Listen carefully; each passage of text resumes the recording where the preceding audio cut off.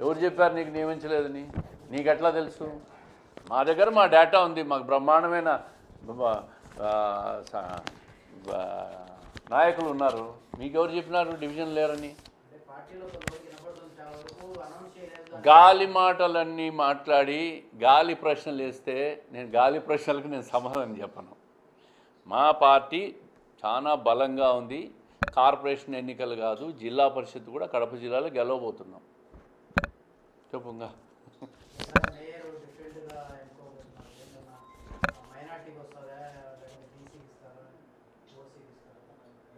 రాష్ట్రంలో 17-18 కార్పొరేషన్స్ ఉన్నాయి. రిజర్వేషన్స్ అనేది ప్రభుత్వ చేతుల్లో ఉంటుంది, ప్రభుత్వం నిర్ణయిస్తుంది. అక్కడున్న కులాలను బట్టి, సంఖ్యాబలాన్ని బట్టి ప్రభుత్వం నిర్ణయిస్తుంది. కడపలో ఏ రిజర్వేషన్ వస్తుందో ప్రభుత్వం నిర్ణయించిన తర్వాత మా అభ్యర్థిని ప్రకటిస్తాం. ఈసారి ప్రజలు ఓట్లు అయిపోతున్నారు. ప్రజాస్వామ్యం గొప్పది. ప్రజాస్వామ్యాన్ని కాపాడే విధానం కూటమి ప్రభుత్వాన్ని, చంద్రబాబు నాయుడు గారి ప్రభుత్వాన్ని. గతంలో ఎన్నికల్లో నామినేషన్ పత్రాలు చించేసి భయభ్రాంతులు గురి చేసి ఎక్కడ పడితే అక్కడ ఇనానిమస్ చేసుకున్నారు. అందుకే 2 సంవత్సరాలు 3 సంవత్సరాల తర్వాత వాళ్ళకు 164 వర్సెస్ 11 సీట్లు వచ్చినాయి వైఎస్ఆర్ కాంగ్రెస్ పార్టీకి. ఈరోజు ప్రజలతో ఓట్లు ఇచ్చుకుంటాం. మున్సిపాలిటీల్లో, కార్పొరేషన్తో ప్రజలతో ఓట్లు ఇచ్చుకుంటాం. ప్రజలు ఓట్లు వేస్తారు. మాకు ప్రజల్లో పాజిటివిటీ ఉంది. వాళ్ళలాగా మాకు దౌర్జన్యాలు చేయాల్సిన అవసరం లేదు, ఇనానిమస్లు నా కాగితాలు చించాల్సిన అవసరం లేదు. మేము ప్రజలను ఓట్లు అడుగుతాం, మేము చేసిన కార్యక్రమాలు చెప్తాం, ప్రజలు మాకు ఓట్లు వేస్తారు.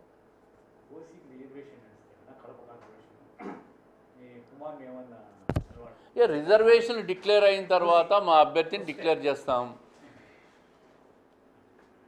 రిజర్వేషన్ డిక్లేర్ చేసిన తర్వాత ప్రభుత్వానికి, పార్టీకి పంపిస్తాం. పార్టీ నిర్ణయిస్తుంది అభ్యర్థిని. అప్పుడే తినబోతు రుచెందుకు? దక్షిణ భారతదేశంలో ఈ సంవత్సరం ఎలినో పరిస్థితులు అనేది ప్రతి ఒక్కరికి తెలుసు. ఎలినో వల్ల వర్షాలు పడడం లేదు. జూన్, జూలై, ఆగస్టు కూడా అయిపోయింది.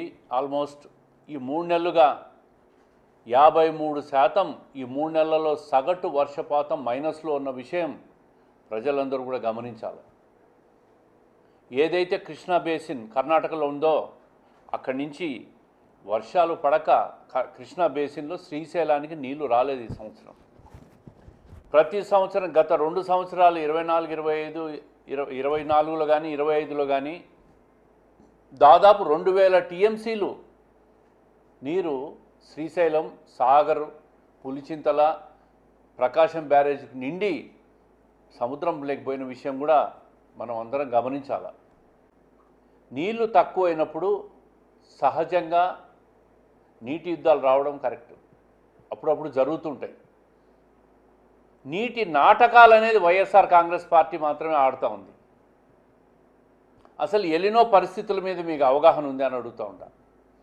ఏ డ్యాంలో ఎన్ని నీళ్లు ఉన్నాయో మీకు అవగాహన ఉంది అని అడుగుతూ ఉన్నారు. మీరు చూసింటారు, ఈరోజు గండికోటలో 12.7 టీఎంసీలు ఉన్నాయి నీళ్లు. అదేవిధంగా చిత్రావతిలో 6.4 టీఎంసీలు నీళ్లు ఉన్నాయి. మైలవరంలో 2.04 టీఎంసీ ఉంది. పైడిపాలెంలో 3.67 టీఎంసీలు ఉన్నాయి. ఇవన్నీ కూడా రాబోయే 3-4 నెలల్లో, 5 నెలల్లో, డిసెంబర్ దాకా కావచ్చు, తాగునీటి వినియోగం కోసం జాగ్రత్తగా ప్రభుత్వం వాడాలనే ఒక ఆలోచనతో ప్రతిరోజు కూడా ముఖ్యమంత్రి గారు తాగునీటి పైన ప్రతిరోజు కనీసం అరగంట సమీక్ష చేస్తూ ఉంటారు. ఎక్కడ తాగునీటి సమస్య రాకూడదు. ఎలినో ప్రభావం వల్ల రైతులను కూడా అప్రమత్తం చేసినారు. ఆరుతడి పంటలు వేయండి, వరి నాట్లు వేయొద్దండి, నీళ్లు లేవు అని చెప్పి. దీంట్లో ప్రభుత్వం తప్పేముంది? వైఎస్ఆర్ కాంగ్రెస్ పార్టీ వాళ్ళు నిత్యం విమర్శించడం తప్ప వాళ్ళకి వేరే పనే లేదు. ఎడాపెడా ప్రణాళికాబద్ధం లేకుండా పడితే అవి ప్రాజెక్టులకు వేల కోట్లు జీవోలు ఇచ్చేసి గాలికి వదిలేసిన ప్రభుత్వం మీ వైఎస్ఆర్ కాంగ్రెస్ పార్టీ ప్రభుత్వం, గత ప్రభుత్వం. మా ప్రభుత్వం అట్లా చేయదు. ఎంతో ప్రణాళికాబద్ధంగా పనిచేస్తాం. ఈరోజు హంద్రీ నివాను 5,000 కోట్లతో పూర్తి చేశారు. చివరి వరకు 700 కిలోమీటర్లు నీళ్లు పోతూ ఉండే రాయలసీమలో. కడప జిల్లాలో గండికోట జిఎన్ఎస్ఎస్ కాలువ పూర్తి చేసేదానికి 1500 కోట్లు హార్టికల్చర్ ప్యాకేజీలు ఇప్పటికే శాంక్షన్ అయ్యి టెండర్లు పిలవబోతున్నారు. ఈరోజు వైఎస్ఆర్ కాంగ్రెస్ ప్రభుత్వం ఏంటి? కాంగ్రెస్ పార్టీ నుంచి పుట్టిన అసోసియేట్ పార్టీ. కర్ణాటకలో మీ కాంగ్రెస్ పార్టీ ఉంది. జగన్మోహన్ రెడ్డి గారికి డీకే శివకుమార్తో సత్సంబంధాలు ఉన్నాయి. మరి రాయలసీమకు నీళ్లు కావాలంటే ఆల్మట్టి నుంచి నారాయణపూర్ నుంచి ఒక 100 టీఎంసీలు నీళ్ళు రిలీజ్ చేయండి శ్రీశైలంకు. నీ బెస్ట్ పరపతిని ఉపయోగించండి డీకే శివకుమార్తో చేసి నీళ్ళు ఇడిపించండి. నీటి వినియోగం తీసుకొని రాయలసీమకు నీళ్ళు తీసుకొస్తాం. డ్యాంలో నీళ్లు లేనప్పుడు, వర్షాలు పడినప్పుడు, కృష్ణా బేసిన్ ఎడారి అయిపోయి ఎండిపోయినప్పుడు ఎవరు కూడా చేయగలిగింది లేదు. మంచి కార్యక్రమం జరిగినా కూడా వైఎస్ఆర్ పార్టీ అంటే ఇప్పుడు కొత్తగా పేరు మార్చుకున్నారు వాళ్ళు, గొడ్డలి పార్టీ అని. గొడ్డలి పార్టీ వాళ్ళు బురద జల్లే కార్యక్రమాన్ని మొదలుపెట్టారు. డిఎస్సి పరీక్షల మీద అనవసరమైన రాద్ధాంతం చేసి రాష్ట్రంలో ఉనికి కోసం ఓ పెద్ద కార్యక్రమాన్ని ప్రారంభించినారు. నేను ఈ సందర్భంగా ఒకటి అడుగుతున్న వైఎస్ఆర్ కాంగ్రెస్ పార్టీ వాళ్ళను, డిఎస్సి పరీక్ష అనేది ఆన్లైన్ విధానంలో జరిగిన పరీక్షనే అవగాహన మీకుంది అని అడుగుతా ఉంటా. ఆన్లైన్లో పరీక్ష జరిగింది, దాంట్లో కూడా లోపాలు ఎత్తుకుతూ ఉన్నారు మీరు. చంద్రబాబు నాయుడు గారు 95 నుంచి 2004 వరకు ముఖ్యమంత్రిగా ఉన్న కాలంలో 7 సార్లు డిఎస్సి నిర్వహించినాడు.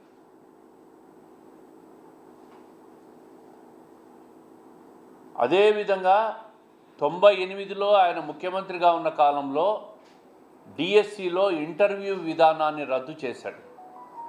అంటే కేవలం 100కి 100 మార్కులు పరీక్షల విధానంలో మెరిట్ మార్కులు ఎవరికి వస్తే వాళ్ళు ఉత్తీర్ణులుగా డిక్లేర్ చేసే విధానాన్ని తీసుకొచ్చింది చంద్రబాబు నాయుడు గారు.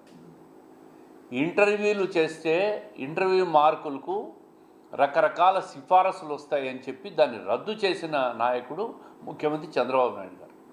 ఆయన 7 సార్లు డిఎస్సీలు నిర్వహించినాడు.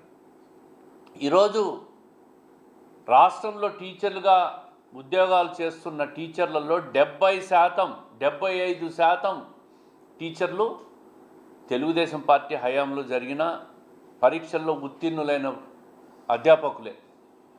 ఒకసారి అధ్యాపకులను అడిగితే వాళ్ళే చెప్తారు.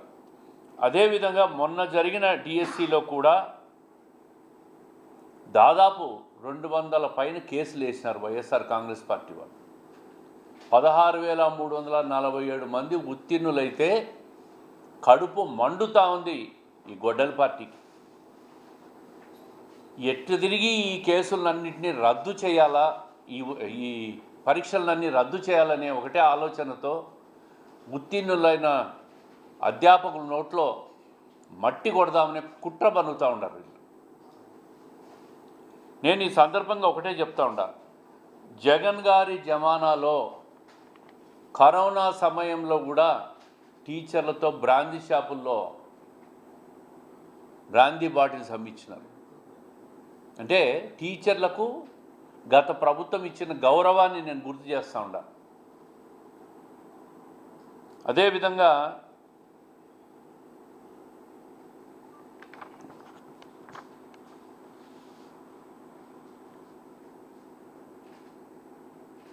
వారం నుంచి కూడా ధర్నాలు చేస్తూ ఉన్నారు గొడ్డలి పార్టీ వాళ్ళు. ఆ ధర్నాల్లో ఎక్కడైనా నిరుద్యోగులు, ఉద్యోగాలు రాని టీచర్లు ఎవరన్నా కూర్చున్నారా అని అడుగుతూ ఉంటా. రాజకీయ నిరుద్యోగులైన వైఎస్ఆర్ కాంగ్రెస్ పార్టీ కార్యకర్తలను కూర్చోబెట్టుకొని ధర్నాలు చేస్తూ ఉన్నారు. నేను చూశారు, రాష్ట్ర వ్యాప్తంగా పబ్లిక్ చూశారు. కర్నూలులో కొండారెడ్డి బురుజు ఎక్కి ఉత్తీర్ణులైన 16,000 చిల్లర ఉపాధ్యాయులు అందరూ కూడా గర్వంగా మేము పరీక్షలు రాసి ఉత్తీర్ణులైనాం, మా సమర్థతతో ప్రభుత్వం నిర్వహించిన పరీక్షల్లో మేము మార్కులు తెచ్చుకొని పారదర్శకంగా మేము ఉత్తీర్ణులైనాం, ఈ ప్రభుత్వం మాకు మేలు చేసింది, ఎన్నికల్లో చెప్పిన హామీని నెరవేర్చిందని చెప్పి కొండారెడ్డి బురుజెక్కి గర్వంగా టీచర్లందరూ కూడా నిన్న రాష్ట్ర వ్యాప్తంగా కూడా ఒక ర్యాలీ చేసిన విషయాన్ని గొడ్డల పార్టీ ఒక్కసారి వీడియో చూడాలని చెప్పి నేను అడుగుతా ఉన్నా. మీ ధర్నాలో చూసాం, కేవలం వైఎస్ఆర్ కాంగ్రెస్ పార్టీ రాజకీయ నిరుద్యోగులే ఉన్నారు తప్ప ధర్నాల్లో పరీక్షల్లో ఉత్తీర్ణులు కానీ ఉపాధ్యాయులు ఒక్కరు కూడా లేరు, ఒక కంప్లైంటు లేదు. మళ్ళీ రేపు సెప్టెంబర్లో ఈ ప్రభుత్వం రెండో డిఎస్సిని విడుదల చేయబోతా ఉంది. దాంట్లో మళ్ళా ఎవరైతే ఉత్తీర్ణులు కానో వాళ్ళందరూ కూడా మళ్ళా ప్రయత్నం చేసుకోవచ్చు. ప్రతి సంవత్సరం కంటిన్యూగా డిఎస్సి నిర్వహిస్తామని చెప్తా ఉంది ప్రభుత్వం. కాబట్టి ఉత్తీర్ణులు కాని అభ్యర్థులు ఎవరైనా ఉంటే నిరంతరం మీరు పరీక్షల్లో పాల్గొనే అవకాశం ఈ ప్రభుత్వం ఇస్తూ ఉంటుంది. ఈ గొడ్డలి పార్టీ చేసిన కుట్రల్లో మీరు భాగస్వాములు కావద్దండి. ఏదైతే నిన్న కొండారెడ్డి బుర్జి ఎక్కినారో వాళ్ళు తాడేపల్లిలో జగన్మోహన్ రెడ్డి గారి ఇల్లు కూడా ఎక్కగలరు. ఆయనకు కూడా ఆయన ఇంటికి ఎక్కి వాదన వినిపించగలరు. ఇది మర్చిపోద్దని చెప్పి గొడ్డలి పార్టీకి చెప్తా ఉన్నా.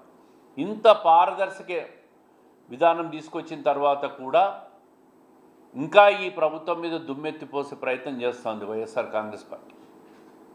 రేపు అసెంబ్లీ ఉందండి, అసెంబ్లీకి పోయి డిఎస్సి గురించి చర్చ పెట్టుకోమని చెప్పండి. రోడ్లలో ధర్నాలు చేస్తే ఏమొస్తుంది? జంజీలు ఉండాలని చెప్తా ఉంటాడు మా ధర్నాల్లో. 60 ఏళ్ళు 70 ఏళ్ళు నీ వైఎస్ఆర్ కాంగ్రెస్ పార్టీలో రేపో మాపో అన్ని రకాలుగా రిటైర్ అయ్యే మనుషులు పెట్టుకొని నువ్వు ధర్నాలు చేసుకుంటా. జగన్మోహన్ రెడ్డి గారు కూడా నేను జంజీలో భాగస్వామని చెప్తాను. జంజీ అంటే యువత 16 ఏళ్ల నుంచి 22 ఏళ్ళు 20 ఏళ్ళ మధ్య ఉన్న యువత. వాళ్ళు దేశవ్యాప్తంగా ప్రజా వ్యతిరేక విధానాలు విద్యార్థులకు వ్యతిరేకంగా ఎక్కడైనా జరుగుతుంటే ఆందోళన చేస్తుంటారు. దాంట్లో జగన్మోహన్ రెడ్డి గారు నేనే భాగస్వామ్యం అని మాట్లాడతాడు. ఇక నీ మీద 13 ఈడీ కేసులు ఉన్నాయి, సిబిఐ కేసులు ఉన్నాయి, నువ్వు కూడా జంజీ అంటే ఎట్లా?